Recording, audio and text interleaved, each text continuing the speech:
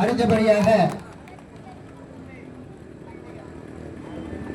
சாந்தி அவர்கள், மாநில மகளிர் அணி செயலாளர் அவர்கள் உங்கள் முன்னால்.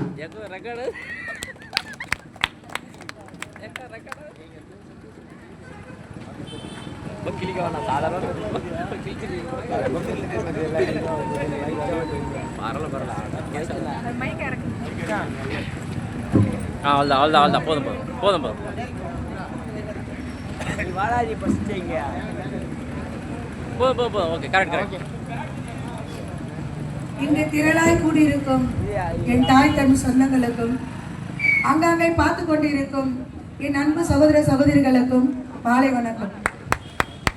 சற்று முன் என்னுடைய சகோதரர் பேசினார், இதுதான் பேருந்து நிலையம். இப்பதான் பார்க்கல இந்த பேருந்து நிலையத்தை. சத்தியமா நான் இந்த தெருவில் போய் சுத்திட்டு வரும்போது இந்த பேருந்து நிலையம் எனக்கு தெரியாது. பாக்குறேன் பேருந்து நிலையம் பாதிப்பு உண்மையிலே நான் நினைக்கிறேன், இந்த பலர்பாடு சுற்றுல எப்படி பார்த்தாலும் ஒரு 30 கிராமம் இருக்கும். 30 கிராமம் சுற்றியில இருந்து எத்தனை மக்கள் பொழுதுறாங்க. அத்தனை மக்களுக்கும் இதுதான் பேருந்து நிலையமா? இதுதான் திராவிட மாடல் ஆட்சி பேருந்து நிலையம் போட்டாரு. அப்படி யாரு? மு.க. ஸ்டாலின் பேருந்து நிலையத்தை அப்பா அப்பா ஊத்தி ஊத்தி கொடுக்குற அப்பா, நம்ம அப்பா.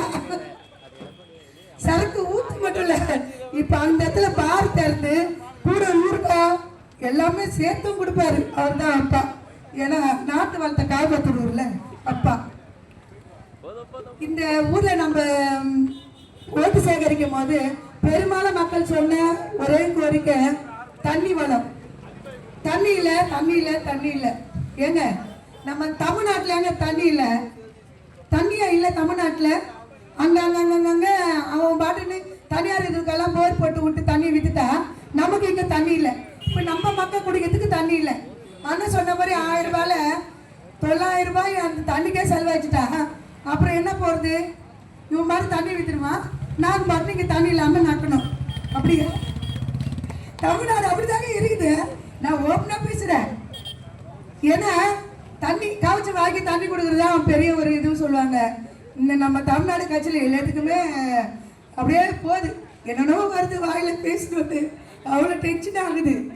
ஏன்னா நாடு அப்படி இருக்குது, நாட்டு நடப்பு அப்படி இருக்குது, ஆட்சி அப்படி இருக்குது, ஆட்சி முறை அப்படி இருக்குது. இன்னொரு விஷயம் எல்லாம் கேட்டுக்கிட்டது ஒன்றும் இல்லை, மெயினான இது மருத்துவம், உயிர் காக்கிற மருத்துவம். அந்த மருத்துவமே இங்கே முறையாக இல்லை. அண்ணன் சொன்ன மாதிரி 1000 ரூபா பார்த்துட்டு இருக்கு அந்த மருத்துவமனையில்.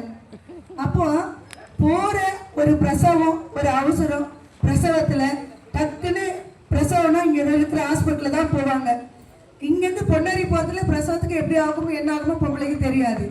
ஆனால் எதுக்கு அப்போ இந்த அரசாங்கம் கட்டி வச்சிருக்கு இந்த கவர்மெண்ட் மருத்துவமனையை? எதுக்கு இந்த அரசாங்கம் கொடுத்து வச்சிருக்கு? ஏன் இந்த அரசாங்கம் இப்படி நடந்துன்னு இருக்குது? எத்தனை வருஷமா இந்த அரசாங்கம் அரசியல் பண்ணிட்டு இருக்குது. இவ்வளோ பெரிய ஒரு கிராமத்தில், இவ்வளோ பெரிய மக்கள் புழக்கமான ஒரு இடத்துல முறையான ஒரு மருத்துவமனை இல்லை. இந்த மருத்துவமனை, முறையான மருத்துவமனை வேணும்னா நீங்க விவசாய சங்கத்தில் ஓட்டு போட்டால் மட்டும்தான் முறையான மருத்துவமனை வரும். மக்களை கொஞ்சம் சிந்தித்து செயல்படுங்க. ஒன்றும் இல்லை, அண்ணா சொன்ன மாதிரி மோத்தாரம்னு சொல்லிட்டு இருந்தாரு, மண்வளம் திருடுறாங்க கொள்ளடிக்கிறாங்க அப்படின்னு. அந்த மோத்தாரம் முறையாக கட்டி தரணும் அப்படின்னா விவசாய சின்னத்தில் ஓட்டு போடுங்க.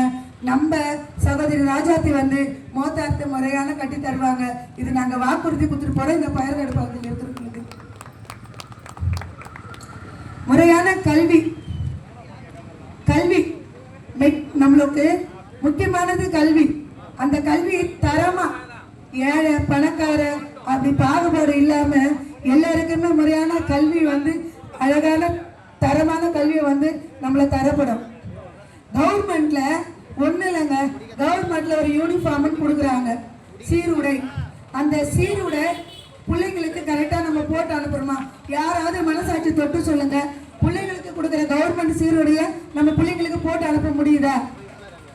பிள்ளைங்க சைஸ் கொடுக்க சொன்னா யார் சைஸ் கொடுக்குறாங்க? செருப்புன்னு கொடுக்குறாங்க, ஷூன்னு கொடுக்குறாங்க. காளான் என்னத்துக்கு சொல்றது? அந்த பிள்ளைங்க இவ்வளோ பெருசாக என் பிள்ளை ஒன்று தூக்கிட்டு வருது. என் பிள்ளை இன்னைக்கு 5வது படிக்குது கவர்மெண்ட் ஸ்கூலில். இவ்வளோ பெருசாக தூக்கிட்டு வருது. இப்போ நேற்று பாரு ஸ்கூலில் ஷூ கொடுத்தாங்கம்மா. ஷூ உனக்கு கொடுத்தாங்களா அம்மாவுக்கு கொடுத்தாங்களாப்பா? அடையாளமே தெரியல. ஏங்க ஒரு 5வது படிக்கிற பிள்ளைங்களுக்கு ஷூவுக்கு நல்லா 9 சைஸ்லேயே ஷூ கொடுத்து அனுப்புவாங்க. ஏன் கவர்மெண்ட்டுக்கு இது எதுவுமே தெரியாதா? பிள்ளைங்க இந்த ஸ்கூலில் எத்தனை பிள்ளைங்க படிக்கிறாங்க, எத்தனை பிள்ளைங்க 5ஆம் வகுப்பு பிடிக்குது, அதுக்கேற்ற எத்தனை சீருடை அமைச்சு கொடுக்கணும், அதுக்கேற்ற எத்தனை காலாணி எந்த சைஸில் கொடுக்கணும்னு தெரியாதா கவர்மெண்ட்டுக்கு? இதெல்லாம் முறையாக கவர்மெண்ட் கவனிக்கிறது இல்லையா? அப்புறம் எதுக்கு இந்த கவர்மெண்ட்? ஏன் இந்த மக்களாட்சினா என்னையா? மக்களாட்சினா என்ன? மக்களுக்கானது தானே மக்களாட்சி. மக்களை இன்னைக்கு பாதுகாப்புறதுன்னு எதுக்கு இந்த மக்களாட்சி? ஏன் இந்த மக்களாட்சி? சற்று சிந்தித்து பாருங்க மக்களே, இந்த இடத்துல மக்களாட்சி நமக்கானது இல்லை. இந்த முறைகேடான ஆட்சி இனிய வந்தா நம்ம உண்மையால இன்னொரு நாட்டை கையேந்தி தான் பிழைக்கணும். அதனால விவசாய சனத்துக்கு ஓட்டு போடுங்க. நம்ம தரமான கல்வி மக்களாட்சி முறையாக நடக்கும். இன்னொரு விஷயம் சொல்றேன், சொல்றதுக்கு முன்னாடி சிரிப்பு தான் வருது. என்ன பண்றது? இந்த ஆட்சி அப்படி இருக்குது. இந்த முறைகேடான ஆட்சி, முறை இல்லாத முறைகேடான ஆட்சியை நினைச்சா சிரிக்கதான் தோணுது. இந்த ஆட்சி 2 ஆடுது பார்த்தாத இன்னொரு விபரலாத ஒரு குழந்தைங்க வேற வந்துருக்குது. அந்த குழந்தைங்களை பார்க்க பார்க்க சிரிப்பு தான் வருது. இது வரைக்கும் எந்த கோட்பாடுகளும் வைக்கல, எதுவும் செய்யல. எந்த நேரத்துல அந்த மனுஷன் வாயை திறந்து சொன்னாரோ தெரியல. 6 சிலிண்டர் ஃப்ரீன்னு இன்னைக்கு ஒரு சிலிண்டர் கூட கிடைக்கிறது இல்லை. ஒரே சிலிண்டர் கூட கிடைக்கிறது இல்லை. ஏங்க அந்த இடத்துல 2 நாளுக்கு சண்டை போட்டுக்கிறாங்க. சரிங்க, அவனுக்கு நமக்கு என்ன இருக்குது? தமிழ்நாடுக்கு சிலிண்டர் இல்லை, நமக்கு ஹோட்டலுக்கு சிலிண்டர், எல்லாம் ஹோட்டலில் மூடி நம்ம வாழ்வாதாரம் கெட்டு போகுது. ஏன்? இன்னும் வெளிநாட்டை நம்ம கையேந்து நிற்கிறதுனால தான் இந்த நிலைமை. நமக்கு நம்ம நாட்டில் என்ன வளம் இல்லை, என்ன இல்லை நம்ம திருநாட்டில். நம்ம எதுக்கு இன்னும் அடுத்த நாட்டையே ஏஞ்சி பழைச்சிட்டு இருக்கணும்? இந்த அரசாங்கம் ஏன் இந்த மாதிரி நம்மளை நடத்தினு இருக்குது? திரும்ப சொல்ற மக்களே, இன்னும் இந்த 2மே திராவிட மாடல் ஆட்சி தான், 2மே திருடர்கள் தான். இவங்க கிட்ட நம்ம நாட்டை கொடுத்தோம்னா நம்ம அவ்வளோதான், கோவிந்தா கோவிந்தா தான். விவசாய சங்கத்தில் ஓட்டு போடுங்க, விவசாய சின்னத்தை ஓட்டு போடுங்க, விவசாய சின்னத்தை ஆதரிங்க மக்களே. நம்மளுடைய வேட்பாளர், வெற்றி வேட்பாளர் திரு ராஜாத்தி அவர்களுக்கு நீங்கள் வாக்களித்து நம்ம வெற்றி வேட்பாளரை ஜெயிக்க வச்சுக்கலாம். இங்கே இருக்கிற பயர்காட்டில் இருக்கிற என்ன ப்ராப்ளம் இருந்தாலும் அத்தனை ப்ராப்ளம் இருக்கும், நம்ம தங்காச்சி உடனே வந்து குரல் கொடுப்பாங்க. இது நாம் தமிழர் பிள்ளைகளான வாக்கு, நம்ம செந்தமிழ் சீமானான பிள்ளைகளான வாக்கு. இது மறந்துடாதீங்க. விவசாயத்தை ஓட்டு போடுங்க. நாம் தமிழர், தாய் தமிழ் வாழ, தலைவர் பிரபாகரன் வாழ.